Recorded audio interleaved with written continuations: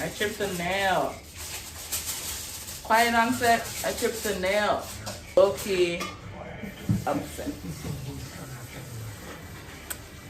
That's just TMI with your hosts, Dee Dee and Sir Dre. Hey y'all, it's your girl Dee Dee from That's Just TMI, and I'm welcoming you back to our channel, to my channel. I'm not sure if you've ever been here. If you haven't been here, welcome. If you're returning, thanks for being a faithful watcher. So this week is our 10th week. I can't believe it's been 10 weeks already since we've been posting thought-provoking, motivational, inspirational videos. Just before we get started into week 10, let's do a little recap of some of the videos that we've talked about. So we've seen, what's the video? We did the just touched down at the airport, so the coming to Canada. We've talked about being a Black person in Canada. We've talked about the city reopening with COVID. We've talked about self-care. We've talked about so many things. And today, we're gonna talk about the city shutting down, because just as quick as it opened, it really has come to an end. Reports all over Toronto have mentioned, that Doug Ford wants to shut us down, as Ontario may be in the second wave.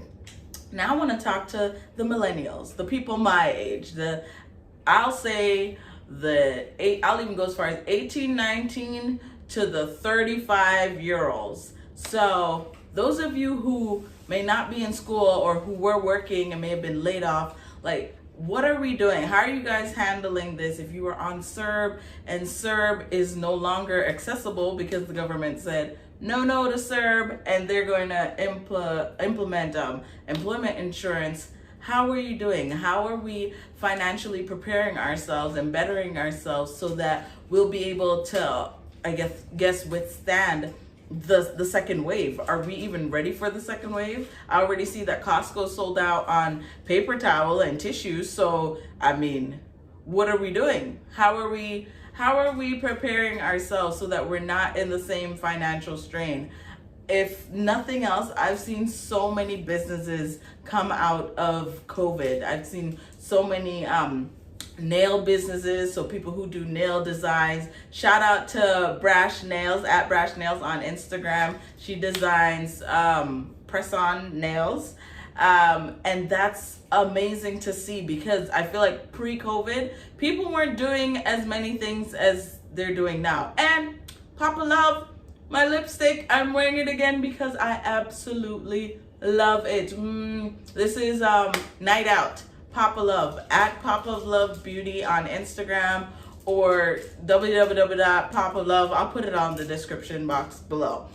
But it's so amazing to see the drive that has come out of it. It's unfortunate that this situation has caused this drive to come from it, but it's amazing to see the business world boom. So again, I ask my millennials, put it in the description box or send me a text. Let me know what's happening. How are you handling COVID? What are you doing? If you're still employed, are you still going into work, or are you working from home? I guess you can kind of assume what I'm doing with my desk right here. But what are we doing with COVID? You know, our city's about to reduce the amount of people that we can have together, just like how it was like back in May. I think we're in stage 2 here in Canada, and I personally hate it. I am not a homebody, and I've mentioned it in a couple videos before. I do not like staying at home. If there is a choice between going outside and staying at home, I will definitely be outside. And I feel like it's worse now because they're telling me to stay home, and I don't want to stay home. So I've had to find so many activities that I want to do. And I mean, I'm going the free route so that I'm not necessarily spending money. So going to different parks or participating in different events that are voluntary, and that's such a good way for me to spend my time. But now that COVID, I guess, the round 2, the second wave is coming, and we're gonna be locked back in our houses, what are we going to do now that the malls are going to be closed, the restaurants that we were going to are going to be closed, and the numbers are literally increasing at an exponential rate. Like 2 weeks ago, I remember them saying, oh, we have 100 and something cases. Still not good, but not as crazy as Monday morning or Monday afternoon when they said 700 cases. That's a lot of cases. And between 2 weeks ago and Monday, obviously some things that have happened would be our schools have opened. So kids are going to school. Public transportation has obviously become a lot busier, and more people are on the go and on the road. And it's not to say that I'm sure like everyone's still wearing their mask as much as they hate it, but they're still wearing their mask and being careful. But when you look at something like going to the store, like I went to Walmart not too long ago, and you go to Walmart and you may touch something and you may put it back down and touch something else, even though there's signs in Walmart that say don't touch anything unless you're actually purchasing it. But you know how people are. You may want to feel it. Is this the right quality that I want or no, and all this stuff. So you touch something and then you may not put on your hand sanitizer or wash your hands, and then you touch a part of your body and someone else may touch you and then touch their face or whatever. And you know how things spread. And that could be essentially how that's happening, how the numbers are going up. And it's crazy because who would have thought that 2020 would be like this? We are in October. It's October and we've been locked up in our houses more time than we've been outside. That is sad. And all of us, when January hit and we're all like, hey, 2020 is gonna be my year. And we were all excited and we're like, yes, I'm gonna do this with my life and this. Like I actually participated in a vision board to end 2020 or 2019. I actually participated in a vision board. And I mean, fortunately, I think I got maybe two out of the 10 things on the vision board. But had we not been in COVID, I would have been able to do a lot more stuff, because one of the biggest things that was on there was traveling. And I can't leave Canada. And I mean, I don't really want to run anywhere in Canada. I mean, maybe BC or Alberta. You know, I'd go there, but I'm not trying to go to like Newfoundland. Even though, yeah. But it's cheaper to travel outside of Canada than it is to travel inside Canada. So that's part of the reason why I'm like, I want to go outside of Canada. And there's more to see. And you know, after I've traveled the world, I can be like, now I'll travel my country. You know, but COVID really put us in a standstill, put us in a dead stop. Like, here you are, what are you gonna do? It's like they say when you're in an altercation, or I don't know what the phrase is specifically, but they say, are you gonna fight or is it flight? Fight or flight? What are you gonna do? So are you fighting through this thing? Are you gonna excel? Or are you just gonna run away and hide and just say, okay, I'm gonna wait for this thing to blow over? One thing I can truly say about the friends that I have and the family that I have, I've never seen a set of people so motivated as they are right now in this season. And that's what I'm saying. It's crazy. Like, people are popping up with creative new ideas, new ways to do the same task that we were doing in 2019, but now it's so much better. It's amazing to see how successful and how many of us have taken that leap of faith. And I love that about my friends, my family, and the community at large. There are so many things, as I mentioned before, that we've been seeing on social media. But now let's touch back on the money aspect. So, as I mentioned, many people who were laid off got placed on CERB. CERB stands for the Canadian Emergency Relief Benefit. Now that CERB is over, because CERB is like, that's a lot of money, I guess. I don't know. I don't know CERB. I don't talk to CERB like that. Now they're putting people on EI. Now, for those of you who are on EI, I want to know, how are we, and please let me know if I'm prying too much, but what are we gonna do to what am I trying to look for? How are we going to financially survive throughout this pandemic? What are we gonna do? Because just like how they canceled CERB, the EI can only last you so long. And I know many of you may also be looking for jobs, but then because of COVID, a lot of these jobs have actually closed. Some businesses have physically closed, and then some companies just can't afford to pay for more people to be on their staff and to assist them in the ways that they need to. And it's so crazy because when COVID first started, people are like, it's just like SARS. Don't you remember SARS? It'll just be for a moment and then it will pass. Now, apparently I lived through SARS. Like, I was born when it was happening, but I have no recollection of what was taking place, right? So I'm thinking about it and I'm like, I don't think it was this bad. And I don't know why it is this bad. And I'm also thinking, I'm kind of rambling, but this is me and you having a conversation. I'm thinking of that book. I'll have to find it, but there's a book that specifically said that this was going to happen in 2020. Now, for the many book scholars out there, or people who read this book and maybe were aware of this thing that was going to happen, why didn't we prepare ourselves? Or like, why didn't we tell more people? Inquiring minds want to know. Just wondering, just food for thought, I suppose. But I've got to say that as much as I hate being inside, I've enjoyed it because it has caused me to be a little creative. You know, I watch oh no, I'm losing their names. Hanging with the Hamiltons. His name starts with a C. Cameron and Lauren. Wow, shame on me. I watch them and some of the creative things that they do on YouTube just to keep the relationship alive, and outside of engaging with the people that watch them on YouTube, just stuff for themselves. It's actually really cool. So they do date nights inside, and I've seen many people do that.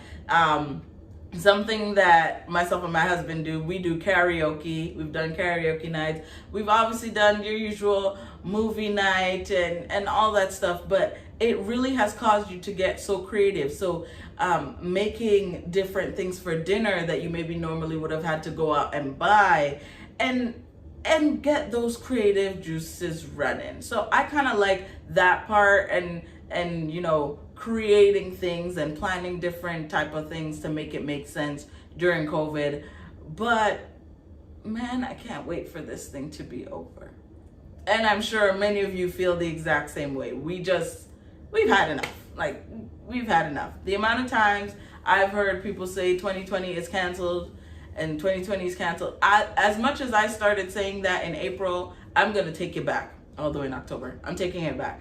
And part of the reason I'm taking it back is because I've seen how beneficial 2020 has been to myself and my loved ones.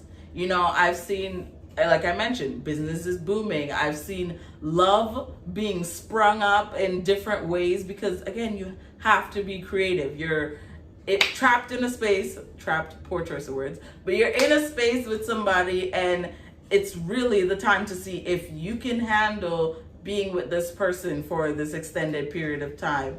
Or if you get tired of watching the same TV shows, how are you gonna handle it? Are you gonna start acting out shows and stuff? Like games night, as much as I love, or I've been a part of maybe 3 games night in like every year in the past maybe 10 years, I've never had so many games nights as I have during COVID. It's really been a time for us to bond and be with each other. And if people haven't been able to see that positive aspect, I just want to throw it out there so that you can look at it to realize that it's not necessarily so much about not making the money that you were making before, the money you were expected to make. It's not so much about not being able to go places that you wanted to go, like me, who I wanted to travel so many places. Like I was trying to hit out six countries this year alone, like around the Caribbean. You know, obviously if I do it in a cruise, it's easier. So just do a cruise coupled with a maybe a 1 or 2 trips. Like, that's what I wanted to do this year. But I had to realize, well, obviously when the border shut down, I couldn't do nothing. But it's good to look back now, because they say hindsight is 2020, and see all the other things I was able to accomplish because I was stuck in Canada, you know, and how much growth I've gained from it. And like I'm saying, it's not so much as yes, you need to have some sort of a plan. You need to know what your next steps are going to be so that you can better prepare yourself, not necessarily for a pandemic, but for any situation. Like, do you have your emergency fund? Do you have some sort of savings that you can pull from so that you can maintain? So if the type of life you were living required you to go out with your friends every 2 or so weeks, and you would go here and party and do all that grand stuff, that's cool. But if you look at it now and you say, okay, in order for me to still buy the type of clothes that I want to buy and still do the other things, have all my other amenities like my Netflix and my Crave TV and all that stuff, I may now have to go out once a month or only twice a month. So cut back on certain things. Again, not a financial expert or a financial specialist. I'm just giving you some tips that I've had to do. So some rejigging of finances just to make sure that your ends over here still meet in the middle, because nothing's worse than your ends not meeting. As I'm talking about this, I'm remembering episodes 5 and episode 7. So episode 5 was when we did the episode at the mall, and we're talking about finances or what people are doing since the city was opening, and how because the city was opening, everybody was like, it's open, let's go to the mall, let's do this, let's do that, and everyone was like spending. And what Surgery and I wanted to know was, would we really run back into our old ways, or would we be cautious hearing the news that, you know, there's going to be a second wave? Are we going to mentally and physically and financially prepare ourselves for this possible second wave? Because as much as they were saying, yeah, it's predicted and it's going to come, chances are it maybe couldn't come. Look how many times they tell us the weather's going to be this, and it's not. So we were wondering, what would people do? And then I think back in episode 7, when we met with Brittany and we did the house tour, Brittany said there's nothing worse than being house poor. And when she said that, I'm taking that same line and I'm putting it in perspective in terms of anything else in life. There's nothing worse than being, I'll say, food poor, in a sense where you want to go out and buy food all this time, but then when you come home, you have nothing to eat. I hope that makes sense, because that's really what I was trying to do, make it make sense. Yeah. Let me know in the comment section below. Episode 10, this episode right now, it's just meant to reflect on what we've talked about. It's meant for us to be aware of what's to come, with the government telling us that, yeah, we're still locked in and we can't go anywhere, but how are we going to deal with that? When we first shut down, reports showed that there was an increase in domestic violence. Ideally, we wouldn't want something like that to happen again. So they had implemented so many different call numbers that people could call. Aside from the usual ones, they added, I think, 4 or 5 more, which was amazing, so that people had somewhere to call, someone to talk to during that problem. I will list all that information in the description box, should you or someone you know need it.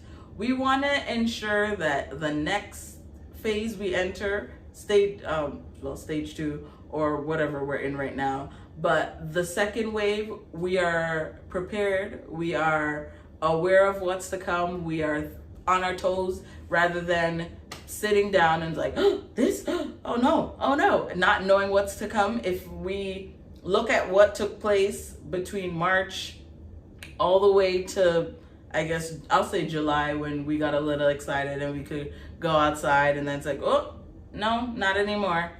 Let's try and be proactive.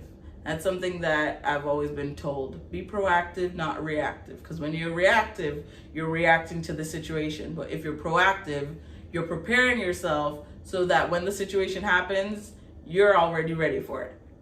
You know, and if you think of it, I watch movies sometimes, so like it's jumping in my head. Like when they say, okay, we're giving you tactical training. Imagine if they didn't give like the SWAT team tactical training and all that stuff, but then they just threw them in a situation. That's very reactive. And then something happens and then they're like, oh, sorry, we didn't teach you. Come, let's teach you now. What's that? That's reactive. We're not trying to be like that. We're trying to be so proactive so that we are ready for anything that comes our way. I want to know if you guys have any questions. It's our 10th episode. Let me know what you have to say about any of our videos. Have you liked them? Have you shared them? Have you subscribed to our YouTube channel yet? If not, do it now. Do it now. I was trying to get 100 subscribers before this video. Unfortunately, I'm not there yet, but I'm counting on you, viewers who are watching this video right now, to like, to share, to subscribe to the YouTube channel. That's Just TMI, to follow us on Instagram, to like us on Facebook. And if you have any personal questions or any tips or any topics that you'd like us to go to next, we would love to hear from you. It'd be amazing to hear what you, our viewers, have to say, because we serve the people. You're the people. We want to give you what you want to watch. And that's just it. So I really hope you enjoyed this episode of That's Just TMI. Remember, with TMI, we try to be thought-provoking, motivational, inspirational. And we, the people of TMI, are here for you, the people of the world. Thank you so much. Be safe, make good choices. Bye.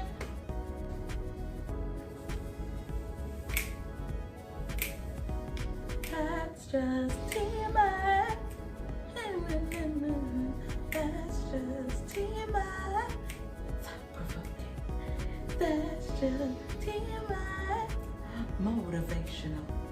That's just TMI. Inspirational. That's just TMI. That's just TMI.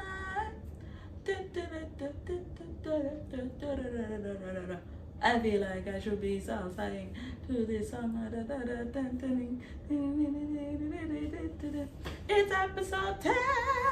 It's episode 10. It's episode 10. Wow. Okay, so let's talk about it. I'm gonna say maybe 3 years ago, I thought about doing a YouTube channel, but I was terribly scared to do it because sometimes I'd be reading the comments in other people's YouTube channels and I'm like, I don't know if I want to do that. Technology has advanced in such a way that you can shut off the comments now, which I haven't done, but I enjoy reading the comments that I've received thus far. So that's part of the reason why I wanted to jump on YouTube. Plus, I like to talk. I enjoy talking. I feel like in another life, okay, not in another life, but okay, you kind of get what I'm trying to say. Like, I feel like I would be a talk show host. Like, let me show you. Wake up, Toronto. I took that from what's it called? Full House, when they're like, wake up, San Francisco. And but I feel like that's why I started this YouTube channel with Dre, because I enjoy talking and it's something I really like to do, and I like to share my point of view and hear what other people have to say and then rebuttal. I think it's also that I like debates. I mean, I'm not debating anything here, but you know, I got a lot of experience with public speaking, and so that makes this come naturally. But yeah, my goal for That's Just TMI is to see it, I mean, it's on a global platform, being YouTube, which is amazing. but I want it to be a place where we can truly talk about anything, where at some point I or the That's Just TMI team has so many resources that we can't even handle, in the sense where if we want to do a topic on finances, like we have a go-to person. If we want to talk about real estate, we have people. If we want to talk about medicine and health and schools and government, politics, whatever the case may be, I want it to be that type of forum where it's educating millennials, and it's talking about the things that we want to talk about, whether it be relationships, and we could bring in someone who's a couples counselor, or we can do like a date night and we talk about what you should do on a first date and all that stuff, because this is kind of what we're all going through. Like, what do you do in these situations? How do I better myself financially? What should I know about insurance? Like, there's so many things that I know that I wasn't necessarily educated on, or I may have to go out in the world and find the answers to those questions. So that's why I wanted to do this platform, to have this forum where those questions can be answered. And that's why most times, if not every video, if I forget, I still want to hear it. I tell you to please let me know what you have to say, because I want to address not just what I'm going through, but also what you're facing. And aside from that, the other part of this this forum, this platform, I want to promote Black businesses. I want to promote my friends and my family who are in business and who are starting out, or who have been doing it for years, who are thriving and they are excelling, and I want to bring them to this forum. I want to talk with them. I want to hear everything that they have to say, and I don't want to, or the TMI team doesn't want to turn a blind eye to anything that's happening in society.